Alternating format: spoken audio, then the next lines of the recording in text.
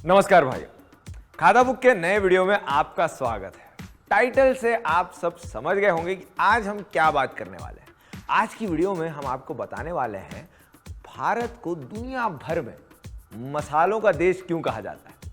हमारे देश में बिना मसाले के कोई खाना पूरा नहीं होता, चाहे वो साउथ इंडिया का सांबार हो या पंजाब के छोले।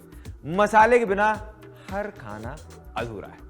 शादी हो या त्योहार, बिना मसाले के सब अधूरा है।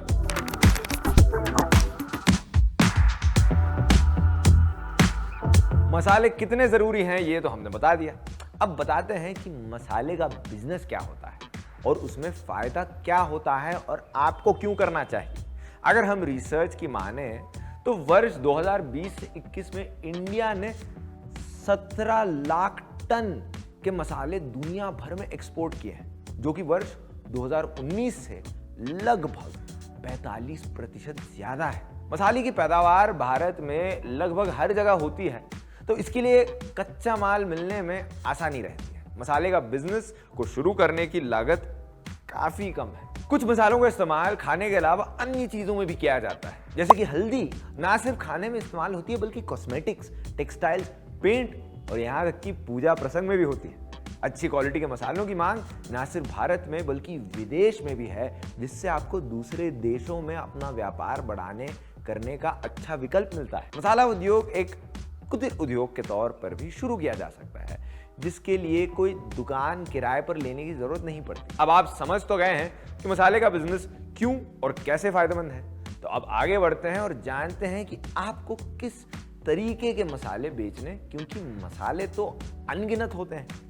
इसका सीधा सरल जवाब है आप मार्केट रिसर्च करें। जैसे कि आपके शहर में कौन से मसाले ज्यादा इस्तेमाल होते हैं। जैसे गुजरात में लाल मिर्च का इस्तेमाल कम होता है, वहां का खाना खट्टा मीठा होता है। और तो और आपको यह भी देखना होगा कि आपके आसपास कौन सा मसाला आसानी से उपलब्ध है। जो मसाले अपने शहर के आसपास आसानी से मिलेंगे उनकी डिमांड भी ज्यादा होगी। कुछ मसाले जिनमें से आप चुन सकते हैं वो है हल्दी, मिर्च, लहसुन, लौंग, धनिया, अदरक, जीरा और सौंफ, इलायची, काली मिर्च, अजवाइन, सरसों, सोया बीज, जायफल और जावित्री, दालचीनी, मेथी, केसर, तेज पत्ता वगैरह वगैरह। आगे बढ़ने से पहले अगर अभी तक आपको ये वीडियो पसंद आया तो हमारे चैनल को सब्सक्राइब कर दो।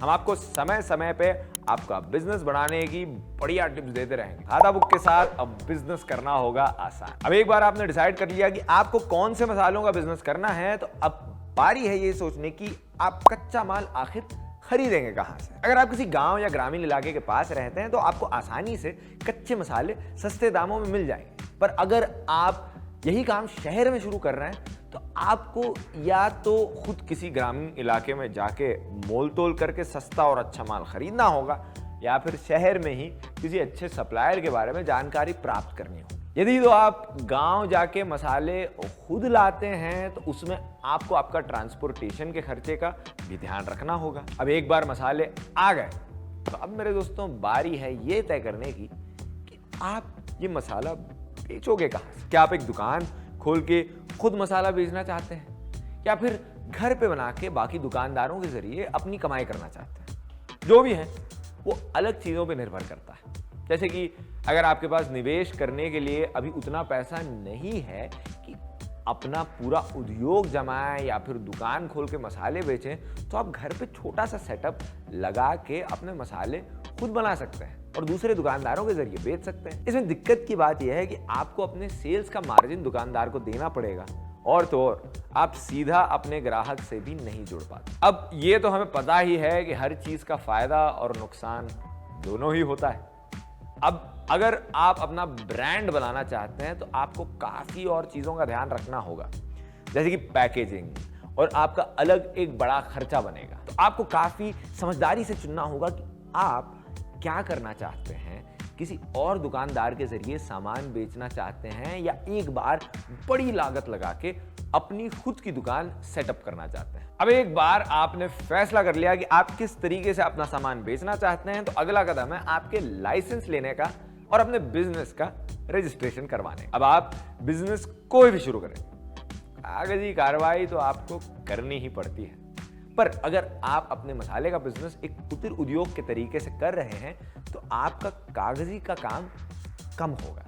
और अगर आपने खुद का ब्रांड स्थापित करना चाहते हैं तो आपको सबसे पहले तो अपना ब्रांड नेम और लोगो रजिस्टर करवाना होगा। इसके अलावा आपको काफ़ी और लाइसेंस चाहिए होंगे, जैसे कि registration with registrar of firms या ROFR के अंतर्गत उद्योग की रजिस्ट्री कराना, ट्रेड लाइसेंस अपने लोकल म्युनिसिपैलिटी से लेना, MSME रजिस्ट्रेशन। हालांकि ये रजिस्ट्रेशन ऑप्शनल है, मगर इस रजिस्ट्रेशन को कराने से आप कई तरह से सब्सिडी और टैक्स डिडक्शन का लाभ उठा सकते हैं। FSAI लाइसेंस या फूड बिजनेस का लाइसेंस, इंपोर्ट एक्सपोर्ट कोड या IEC अगर आप ग्लोबल मार्केट टारगेट कर रहे हैं तो, BIS सर्टिफिकेशंस भिन्न मसालों के लिए जिसकी विस्तृत जानकारी आपको उनके ऑफिशियल वेबसाइट पर मिलेगी, अगमार्क सर्टिफिकेशन वगैरह वगैरह। अब सारी तैयारी जब हो गई तो आता है आपको किन मशीनों की जरूरत होगी अपने इस बिजनेस को शुरू करने के लिए। कच्चा माल तो मिल गया, पर अब उसे मसाले में तब्दील करने के लिए भी आपको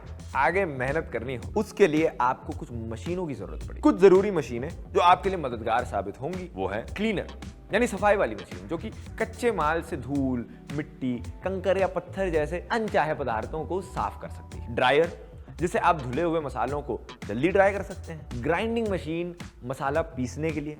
बैग सीलिंग मशीन, प्लास्टिक या पेपर रैपर, छलनी, तराजू वगैरह। जैसे जैसे आपका काम बढ़ेगा इसमें आपकी पैकेजिंग की मशीनरी वगैरह भी जुड़ जाएगी। और अब जब पूरा बिजनेस सेट हो गया तो अब बारी आती है लोगों को बताने की, भैया जी नया दादा आया है बाजार में। मैं बात कर रहा हूं मार्केटिंग की। आपको लोगों को बताने की जरूरत है कि आपके मसाले भी बाजार में मिलते हैं और वो बाकी मसालों से कैसे अच्छे हैं। आप बिजनेस की मार्केटिंग कई तरीकों से कर सकते हैं, जिनमें ट्रेडिशनल और ऑनलाइन मेथड दोनों शामिल हैं। मसाला उद्योग का सबसे बड़ा मार्केट है होटल, ढाबा या कैंटीन।